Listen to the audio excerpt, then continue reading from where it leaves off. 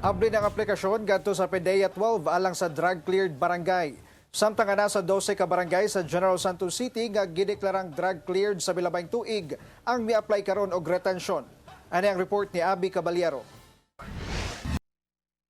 Gipailawom sa reorientation ang 26 ka barangay sa General Santos City kalabot sa requirements alang sa aplikasyon sa drug-cleared barangay. Gani sumala sa PDEA 12, abli na ang aplikasyon alang sa drug-cleared barangay karong tuiga.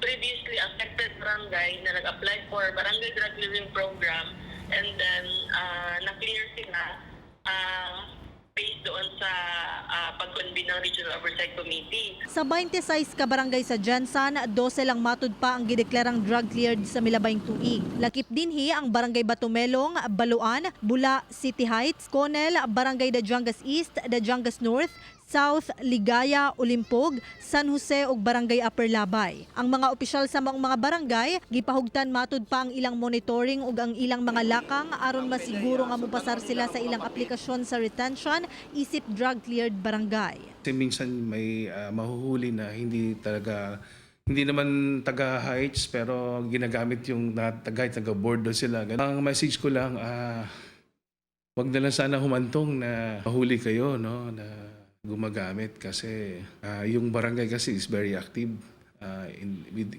close coordination ng ating PDEA at ng ating kapulisan po. Yun lang.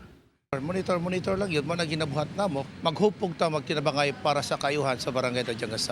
Pag drug cleared ang barangay, peaceful ang barangay.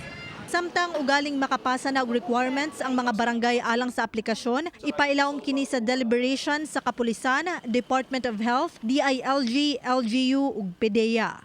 Kauban si Gary Balantay sa kamera. Ako si Abby Caballero para sa One Mindanao.